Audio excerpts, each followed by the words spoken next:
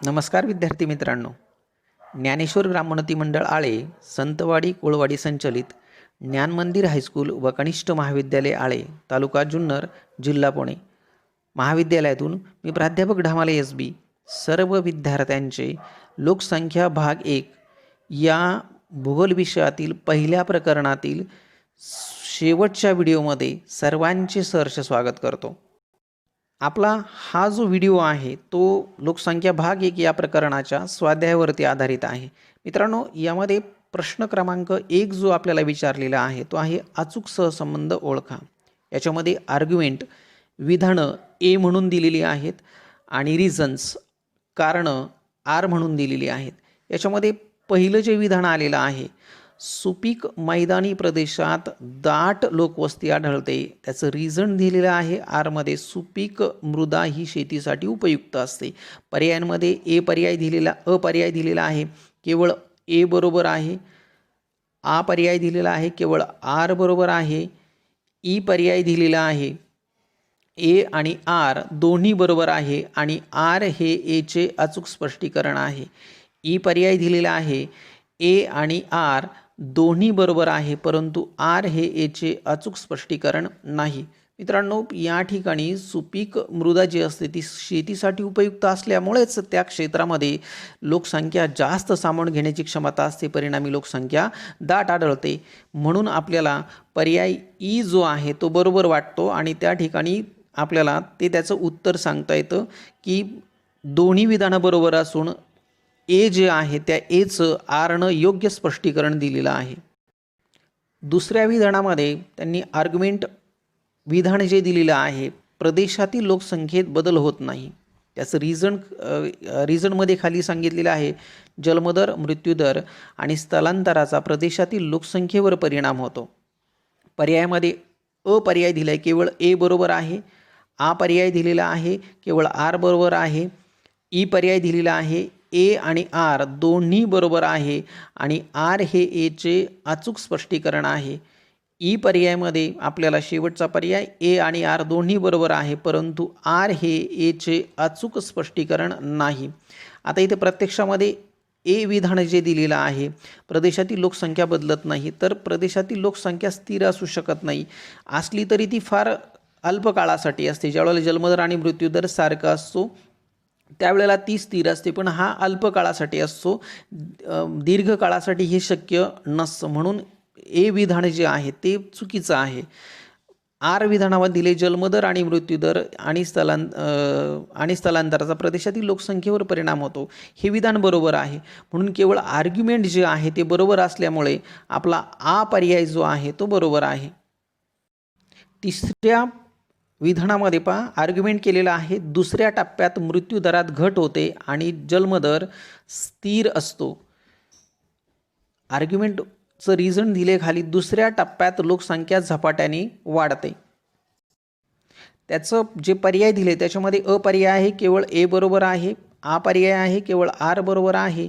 E पर्याय आहे, ए आणि आर दोन्ही बरोबर आहे आणि आर हे एचे अचूक स्पष्टीकरण आहे. शेवटचा ई पर्याय आहे, ए आणि आर दोन्ही बरोबर आहे, परंतु आर हे एचे अचूक स्पष्टीकरण नाही. तर मित्रांनो, या ठिकाणी पहा, दुसऱ्या टप्प्यामध्ये प्रत्यक्षामध्ये मृत्यूदरात घट होते आणि जन्मदर स्थिर असतो, त्यामुळं लोकसंख्येचा विस्फोट होतो आणि म्हणून लोकसंख्या झपाट्याने वाढताना आपल्याला पाहावयास मिळते. म्हणून याच्यातला जो ई पर्याय आहे की ए आणि आर दोन्ही बरोबर आहे आणि आर हेचे अचूक स्पष्टीकरण आहे तो बरोबर आहे.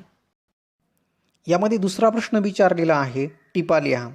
पहिली टिप विचारलेली आहे, भूरचनेचा लोकसंख्या वितरणावर प्रभाव.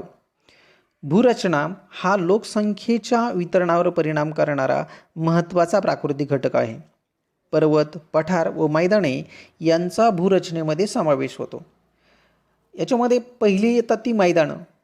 मैदानी प्रदेशात सुपीक मृदा, उतार सौम्य असतो, परिपक्व मृदा, विपुल जलसंपदा, वाहतूक व दळणवळण सुविधांचा झालेला विकास मानवी वसाहतीस योग्य परिस्थिती निर्माण करणारा असतो.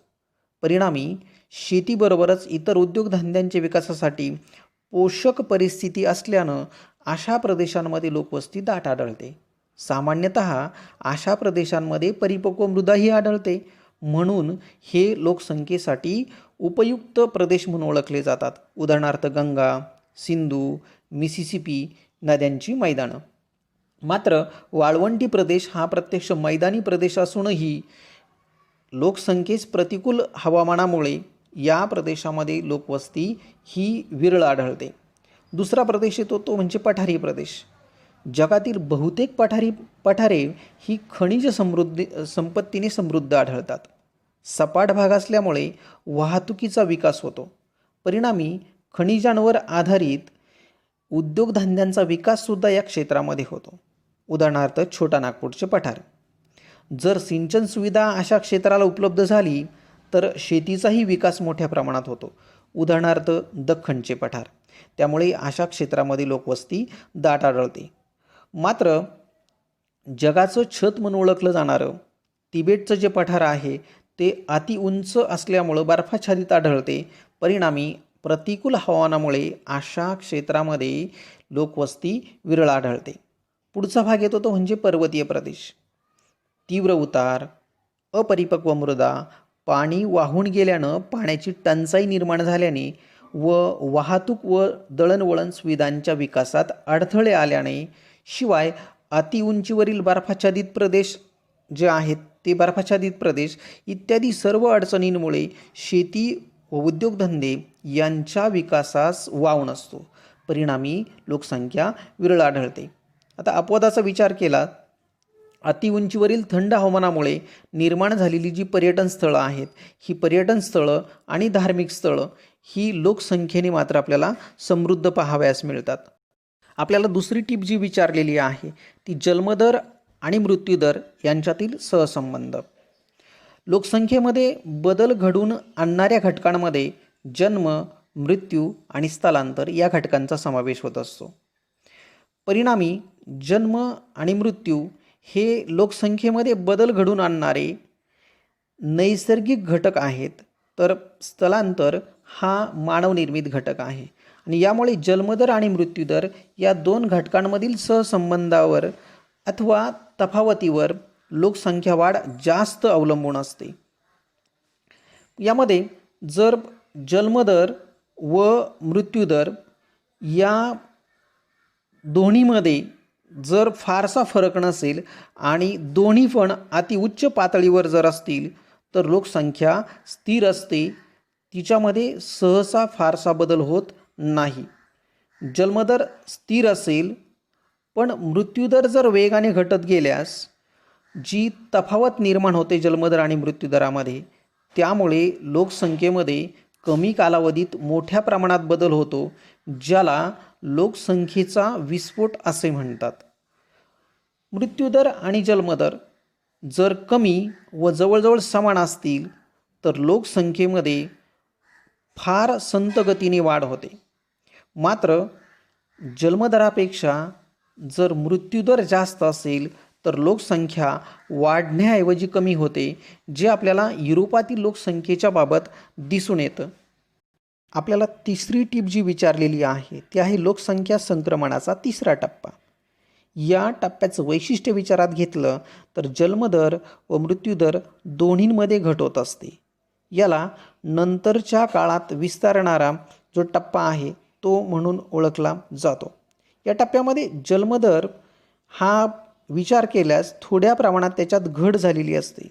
त्याचं कारण विचारात घेतलं तर सामान्यतः लोकांची शैक्षणिक पातळी या टप्प्यामध्ये उंचावलेली असते. लोकांना कुटुंब नियोजनाचे, लहान कुटुंबाचे महत्त्व समजू लागल्याने जन्मदरावर नियंत्रण आणण्यासाठी जाणीवपूर्वक प्रयत्न केले जातात. या टप्प्यामध्ये मृत्यूदराचा विचार केल्यास यामध्ये आपल्याला कमी होणारा जो मृत्यूदर आहे त्या मृत्यूदराला कारणीभूत ठरणारे जे घटक असतात ते लोकांचे उत्पन्न उदरनिर्वाहासाठी लागणाऱ्या उत्पन्नापेक्षा जास्त असते. याबरोबरच विज्ञान व तंत्रज्ञानाचा प्रसार, वैद्यकीय आरोग्यविषयक सुविधांमध्ये झालेली वाढ आणि त्यामुळे रोगावर आलेले नियंत्रण, देशाची होत चाललेली प्रगती, ह्या सगळ्यांमुळे दुसऱ्या टप्प्यामध्ये कमी होणारा जो मृत्यूदर असतो तो या टप्प्यामध्ये अजून कमी झालेला आपल्याला पाहावयास मिळतो. वाढणाऱ्या लोकसंख्येच्या पोषणासाठी लोक शेतीशिवाय इतर व्यवसायांकडे वळतात. परिणामी द्वितीय आणि तृतीय श्रेणीच्या व्यवसायामध्ये या टप्प्यात वाढ झालेली पाहावयास मिळते. प्रत्यक्षात जन्मदर आणि मृत्यूदर दोन्हीमध्ये घट होत असली तरी जन्मदर हा मृत्यूदरापेक्षा जास्त असतो. परिणामी लोकसंख्या वाढीचा जो दर आहे तो जरी कमी झालेला असला तरी प्रत्यक्षामध्ये लोकसंख्या मात्र वेगाने वाढत असते. उदाहरणांचा विचार केल्यास तर विकसनशील अवस्थेतून विकसित अवस्थेकडे वाटचाल करणारे जे देश असतात, जे भारत आणि चीनसारखे, ते या टप्प्यातून जाताना पाहावयास मिळतात. प्रश्न क्रमांक 3 आपल्याला भौगोलिक कारणे लिहा म्हणून विचारलेला आहे. याच्यात पहिले जे विधान आहे, भारत लोकसंख्या संक्रमणाच्या तिसऱ्या टप्प्यातून जात आहे. भारतात शिक्षण व आरोग्य सुविधांचा प्रसार, कुटुंब नियोजनाचे वाढलेले महत्त्व, वैद्यकीय सुविधांमध्ये झालेली वाढ आणि त्यामुळे विविध रोगांवर मिळवलेले नियंत्रण, विज्ञान व तंत्रज्ञानाच्या प्रगतीमुळे एका बाजूस जन्मदर कमी होत आहे, तर दुसऱ्या बाजूस या वरील बदलणाऱ्या परिस्थितीमुळे मृत्यूदरामध्ये खूप वेगाने घट होत आहे. शेतीशिवाय इतर व्यवसायांमध्ये लोकांचा सहभाग वाढून द्वितीय आणि तृतीय श्रेणीचे जे व्यवसाय आहेत त्यामध्ये वाढ होत आहे. जन्मदर हा मृत्यूदरापेक्षा बराच जास्त असल्यामुळे जन्मदर आणि मृत्यूदर यांच्यामध्ये अजूनही भारतामध्ये फार मोठी तफावत आहे. त्यामुळे भारताची लोकसंख्या अजूनही खूप वेगाने वाढत आहे. म्हणजेच भारत लोकसंख्या विस्फोटाच्या नंतरच्या टप्प्यामध्ये आहे. म्हणून भारत लोकसंख्या संक्रमणाच्या तिसऱ्या टप्प्यातून जात आहे असं आपल्याला म्हणता येईल. दुसरे विधान आपल्याला आलेले आहे, लोकसंख्या वितरण असमान असते. लोकसंख्या वितरणावर भूरचना, हवामान, पाण्याची उपलब्धता, मृदा यासारख्या प्राकृतिक घटकांचा परिणाम होत असतो. सुपीक सखल मैदानी प्रदेश, सौम्य व सुसह्य हवामान, पाण्याची मुबलक उपलब्ध असणारे प्रदेश, सुपीक मृदा व किनारपट्टीच्या प्रदेशांमध्ये लोकसंख्येला पोषक परिस्थिती असते. परिणामी या प्रदेशांमध्ये लोकवस्ती दाट आढळते. या उलट तीव्र उताराच्या आणि ओसाड प्रदेशांमध्ये, अतिशीत हवामान, अतिउष्ण हवामानाच्या प्रदेशामध्ये, पाण्याची कमतरता असणाऱ्या प्रदेशांमध्ये म्हणजे दुष्काळी प्रदेशांमध्ये व नापीक मृदेच्या क्षेत्रामध्ये म्हणजे दलदलीची वगैरे क्षेत्र असतात त्या क्षेत्रामध्ये लोकसंख्या वाढीस पोषक परिस्थिती नसते. अशा क्षेत्रांमध्ये लोकसंख्या विरळ आढळते. वेगवेगळ्या देशांमध्ये या प्राकृतिक घटकांमध्ये विविधता आढळून येते. परिणामी लोकसंख्येच्या वितरणामध्ये त्यामुळे असमानता आढळून येते. या उलट लोकसंख्येवर परिणाम करणारे इतरही काही मानवी घटक आपल्याला पाहावयास मिळतात. त्यामध्ये आर्थिक, सामाजिक, राजकीय हे घटक देखील यामध्ये समाविष्ट होतात. हे घटक वेगवेगळ्या प्रदेशांमध्ये वेगवेगळे आढळून येतात. परिणामी त्यांचाही लोकसंख्येच्या वितरणावर परिणाम होतो आणि प्राकृतिक आणि मानवी घटकांचा एकत्रित परिणाम होऊन वेगवेगळ्या प्रदेशांमध्ये आपल्याला लोकसंख्येच्या वितरणामध्ये यामुळेच असमानता आढळून येते. भौगोलिक कारणासाठी विचारलेले जे तिसरे विधान आहे, वाहतुकीच्या सोयीमुळे लोकसंख्येत वाढ होते. तर कारणाचा विचार केल्यास वाहतुकीच्या सोयीमुळे एखाद्या प्रदेशात जाण्या येण्यास सुलभता निर्माण झाल्याने लोकवस्ती वाढू लागते. परिणामतः उत्पादक क्षेत्रे व बाजारपेठा यांना जोडणाऱ्या वाहतुकीच्या साधनांचा विकास झाल्याने अशा प्रदेशांमध्ये व्यापारास चालना मिळते. व्यापार वाढू लागला की लोकसंख्या आपोआपच वाढू लागते. रस्ते, लोहमार्ग, जलमार्ग यांच्या विकासाबरोबर त्या क्षेत्रांमध्ये लोकसंख्येची घनतासुद्धा वाढू लागते. लोकसंख्या वाढू लागली की तिची घनताही वाढू लागते. रस्ते आणि लोहमार्ग यांच्या विकासामुळे मैदानी प्रदेशात लोकसंख्या दाट निर्माण झालेली पाहावयास मिळते. तर जलमार्गांच्या विकासामुळे किनारपट्ट्यांलगत दाट लोकवस्ती निर्माण झालेली पाहायला मिळते. याचे उदाहरण भारत, संयुक्त संस्थाने, युरोप आणि आफ्रिका यांच्या किनारपट्ट्यांना याच कारणामुळे लोकसंख्या जास्त आढळून येते. चौथे विधान आलेले आहे, लोकसंख्या संक्रमणाच्या तिसऱ्या टप्प्यात द्वितीयक व तृतीयक व्यवसायांची वाढ होते. लोकसंख्या संक्रमणाच्या तिसऱ्या टप्प्याचा जर विचार केला तर या तिसऱ्या टप्प्यामध्ये जन्मदरामध्ये थोड्या प्रमाणात घट दिसून येते, कारण लोकांची शैक्षणिक पातळी उंचावलेली असते. लोकांना कुटुंब नियोजनाचे, लहान कुटुंबांचे महत्त्व समजू लागल्याने जन्मदरावर नियंत्रणासाठी जाणीवपूर्वक लोक प्रयत्न करतात. दुसऱ्या बाजूस विज्ञान व तंत्रज्ञानाचा झालेला प्रसार, वैद्यकीय आरोग्यविषयक सुविधांमध्ये वाढ व त्यामुळे रोगांवर नियंत्रण, देशाची प्रगती होते. लोकांचे उत्पन्न उदरनिर्वाहासाठी लागणाऱ्या उत्पन्नापेक्षा जास्त असते. परिणामी राहणीमानात सुधारणा होते व दुसऱ्या टप्प्यात कमी झालेला मृत्यूदर अजून कमी होऊ लागतो. जन्मदर व मृत्यूदर या दोन्हीमध्ये घट होत असली तरी जन्मदर हा मृत्यूदरापेक्षा जास्त असतो. परिणामी लोकसंख्या वाढीचा दर जो आहे तो कमी झालेला जरी असला तरी प्रत्यक्षात लोकसंख्या मात्र वेगाने वाढत असते. वाढणाऱ्या या एवढ्या मोठ्या लोकसंख्येच्या पोषणासाठी, उत्पन्न वाढविण्यासाठी लोक शेतीशिवाय इतर व्यवसायांकडे वळतात.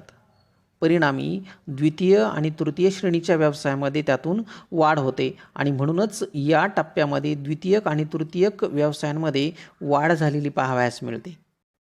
पाचवे विधान आलेले आहे, जन्मदर कमी असून सुद्धा लोकसंख्या वाढू शकते. आता हे जे विधान आहे ते लोकसंख्येच्या संक्रमणाच्या चौथ्या टप्प्याशी संबंधित आहे. लोकसंख्या संक्रमणाच्या चौथ्या टप्प्यात जन्मदर हा पुरेशा प्रमाणात कमी झालेला असतो. मात्र लोकांचे राहणीमान सुधारलेले असते, आर्थिक स्थिती सुधारलेली असते, आरोग्याविषयी लोकांची जाणीव जागृती वाढलेली असते. परिणामी मृत्यूदर हा त्याच्या सर्वोच्च कमी पातळीवर येऊन पोहोचतो. परिणामी या टप्प्यात जन्मदर कमी होऊनही मृत्यूदर त्याहीपेक्षा कमी झालेला असतो आणि त्यामुळे लोकसंख्येमध्ये वाढ होते. ही वाढ अतिशय अत्यल्प स्वरूपाची असते. म्हणूनच इथे सांगता येईल की जन्मदर कमी जरी झाला तरी अशा प्रकारे लोकसंख्येमध्ये अत्यल्प प्रमाणात वाढ होऊ शकते. भौगोलिकरणासाठी 6वे विधान जे आपल्याला दिलेले आहे, लोकसंख्या घनता ही लोकसंख्या आणि क्षेत्रफळ यावर अवलंबून असते. ज्यावेळी आपण दोन प्रदेशामधील लोकसंख्येची तुलना करत असतो, ही तुलना करताना निव्वळ लोकसंख्या विचारात घेणे योग्य ठरत नाही, कारण दोन्ही प्रदेशाची क्षेत्रफळं ही वेगवेगळी असू शकतात. परिणामी लोकसंख्या भूगोलाच्या अभ्यासात लोकसंख्येची जेव्हा आपण अशी तुलना करत असतो, ही तुलना करताना त्या प्रदेशाची लोकसंख्या आणि क्षेत्रफळ यांचं गुणोत्तर त्यामुळे विचारात घेतलं जातं. प्रदेशाची लोकसंख्या आणि क्षेत्रफळ यांच्या गुणोत्तरालाच लोकसंख्येची घनता असं म्हणतात.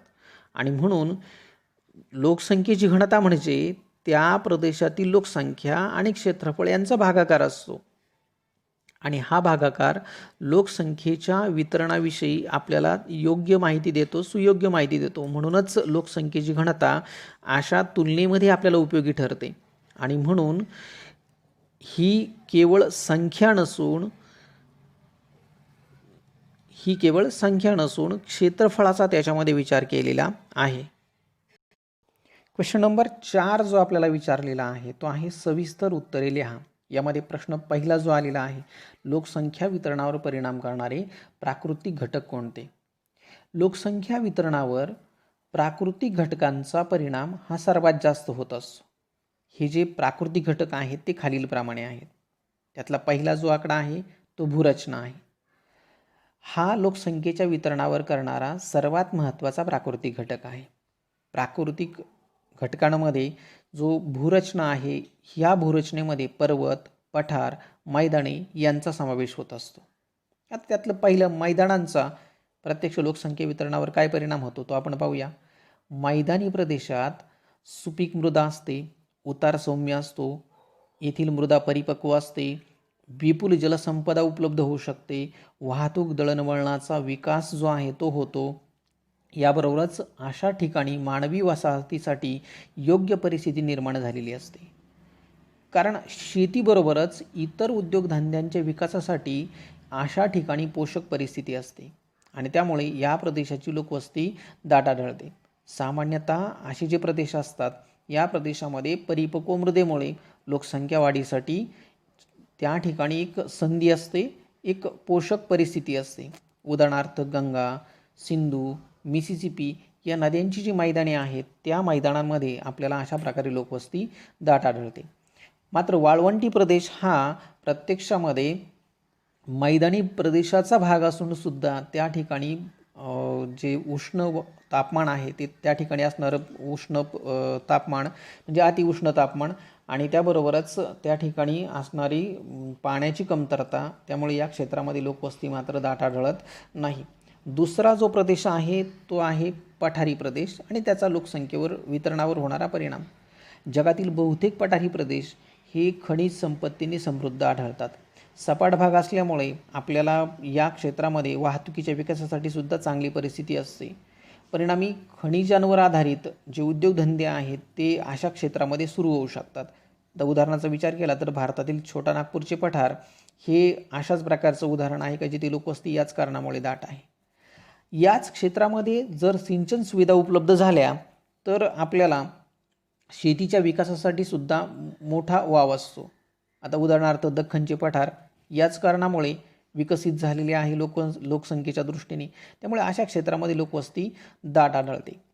आता पठारी प्रदेश असून सुद्धा जगाचं छत म्हणून ओळखलं जाणारं जे तिबेटचं पठार आहे ते प्रतिकूल हवामानामुळे मात्र विरळ लोकवस्तीचं आढळतं. आता तिसरा जो भाग येतो तो म्हणजे पर्वताचा. भूरचना म्हणजे पर्वत. पर्वतीय प्रदेशामध्ये तीव्र उतार, अपरिपक्व मृदा, पाणी वाहून गेल्यामुळे अशा क्षेत्रामध्ये पाण्याची टंचाई निर्माण होते. वाहतूक आणि दळणवळण सुविधा ज्या आहेत त्या निर्मितीमध्ये अडथळे येतात. अतिउंच जे पर्वतीय प्रदेश असतात ते बर्फाच्छादित असतात. या सर्व अडचणींमुळे शेती आणि उद्योगधंदे यांच्या विकासास अशा क्षेत्रामध्ये वाव नसतो. परिणामी लोकसंख्या विरळ आढळते. मात्र अपवादाचा विचार केला तर अतिउंचीवरील थंड हवामानामुळे निर्माण झाली जी पर्यटन स्थळं आहेत ती पर्यटन स्थळं आणि अशा क्षेत्रामध्ये काही जी धार्मिक स्थळं आहेत या धार्मिक स्थळांच्या क्षेत्रांमध्ये मात्र आपल्याला लोकवस्ती दाट आढळते. आता जो बी घटक आहे तो आहे हवामान. जगात वेगवेगळ्या हवामान प्रदेशामध्ये लोकसंख्येचे वितरणसुद्धा असमान झालेले आढळते. हवामान हा अजून एक महत्त्वाचा परिणाम करणारा घटक पाहावयास मिळतो. आता जगातील काही महत्त्वाचे हवामान प्रदेश आणि तिथली लोकसंख्या जर विचारात घेतली तर पहिला जो प्रदेश होतो तो विषुववृत्तीय हवामानाचा प्रदेश. विषुववृत्तीय हवामानाच्या प्रदेशामध्ये वर्षभर पडणारा अतिपर्जन्य, दलदली आणि रोगराईचं वातावरण जे आहे त्यामुळे शेती आणि उद्योगधंद्याच्या विकासास या क्षेत्रामध्ये पोषक वातावरण नाही आणि म्हणून लोकसंख्या विरळ आढळते. दुसरा प्रदेश होतो ध्रुवीय प्रदेश. अतिशीत हवामान व भूमी ही नेहमीच आपल्याला बर्फाच्छादित असल्यामुळे आपल्याला या क्षेत्रामध्ये प्रत्यक्षात लोकसंख्या वाढीसाठी पोषक परिस्थिती नसते आणि म्हणून विरळ लोकवस्ती आढळते. मात्र एस्किमो आणि ॲम्स सारख्या जमाती ज्या आहेत या जमातींनी अशा परिस्थितीमध्ये सुद्धा जुळवून घेऊन आपल्या वसाहती त्या ठिकाणी निर्माण केलेल्या पाहावयास मिळतात.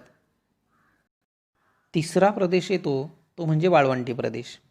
अतिशय उष्ण हवामान, पर्जन्याचा अभाव, नापीक मृदा या कारणांमुळे वाळवंटी प्रदेशामध्ये लोकवस्ती विरळ आढळते. उदाहरणार्थ सहारा वाळवंट. तिसरा जो हवामान प्रदेश जो आहे, चौथा जो हवामान प्रदेश आहे तो आहे पोषक हवामानासाठी असणारे प्रदेश. यामध्ये सौम्य मोसमी हवामान, भूमध्य सागरी हवामान, पश्चिम युरोपीय हवामानाचे प्रदेश हे सर्व पोषक हवामानासाठी असणारे प्रदेश जे आहेत ते लोकवस्तीसाठी आपल्याला पोषक असलेले पाहावयास मिळतात. त्यानंतर तिसरा जो परिणाम करणारा प्राकृतिक घटक आहे तो आहे पाण्याची उपलब्धता. आता पाणी हे जीवन असल्याने सर्व सजीवांची महत्त्वाची गरज आहे आणि म्हणून पूर्वीपासून मानवी वसाहती ज्या निर्माण झालेल्या आहेत त्या पाण्याच्या साठ्यालगत निर्माण झालेल्या पाहाव्यास मिळतात. यामुळे प्राचीन संस्कृत्या या नद्यांच्या खोऱ्यामध्ये विकसित झालेल्या पाहाव्यास मिळतात. नद्यांची खोरी, मैदाने व किनारी प्रदेशात याच कारणाने लोकवस्ती दाट आढळते.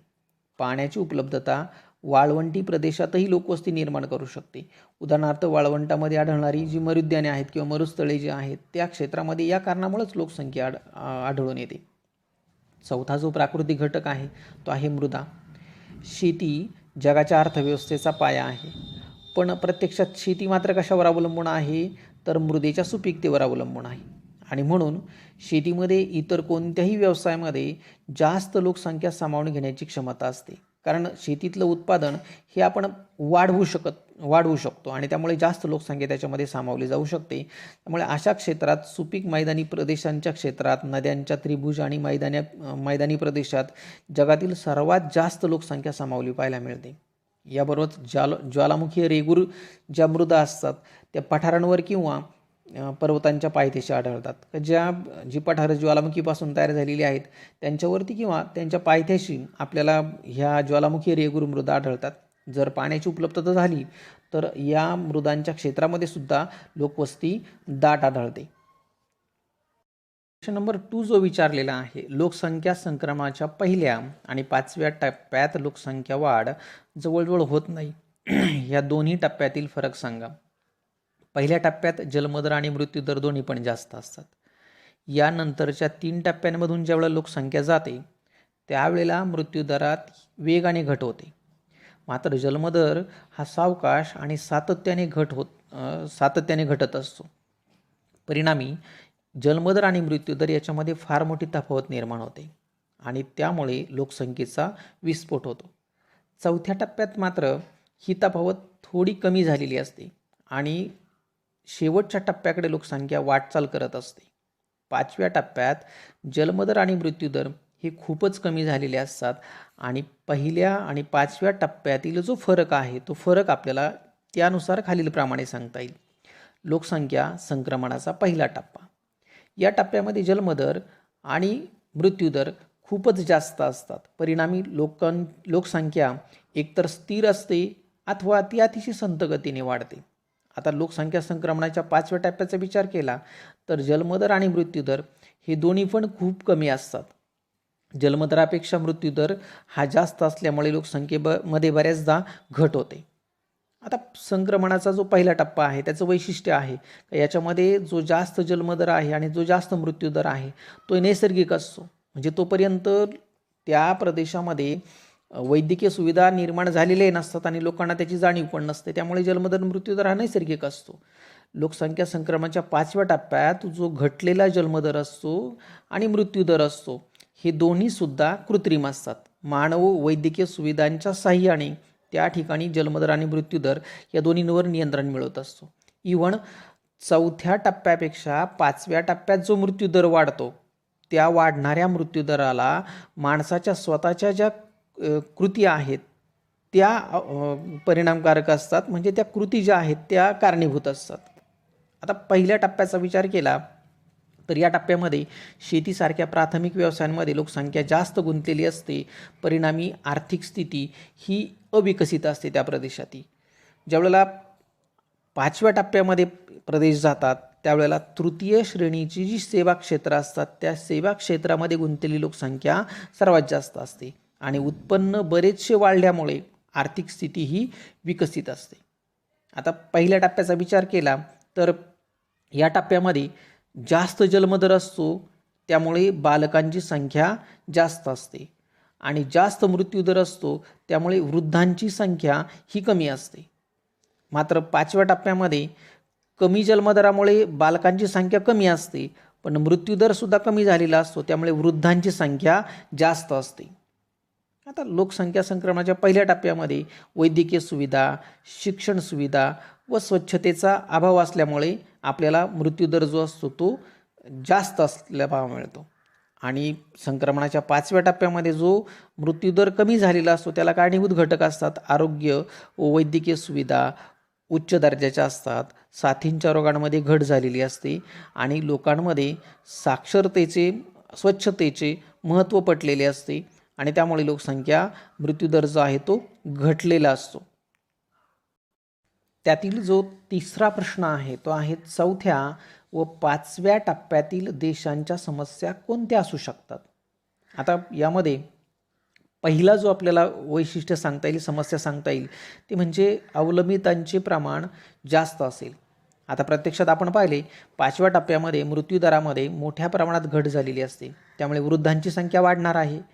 त्यांची संख्या वाढल्याने प्रत्यक्ष अवलंबून असणारी जी लोकसंख्या आहे तिचे प्रमाण वाढेल आणि सरकारला या लोकांवरतीच जास्त खर्च करावा लागेल आणि म्हणून आर्थिक विकास जो आहे हा आर्थिक विकास आणि प्रगती सरकारला कायम ठेवण्यासाठी खूप जास्त प्रयत्न करावे लागतील.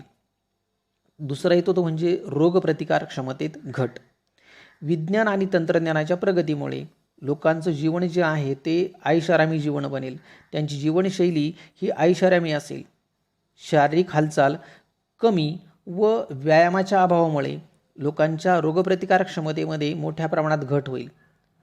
आता सध्या कोविड-19चं जे थैमान घातलेलं आहे त्याच्यामध्ये जे जास्त मृत्यू होतात त्याला कारणीभूत असणारा जो घटक आहे तो म्हणजे ज्यांची रोगप्रतिकारक क्षमता कमी आहे अशाच लोकांचा याच्यामध्ये मृत्यू होतो आणि म्हणूनच अशा प्रकारे रोगप्रतिकारक क्षमता घटल्याने आपल्याला मृत्यूदर जो आहे तो मृत्यूदर वाढलेला पाहायला मिळेल.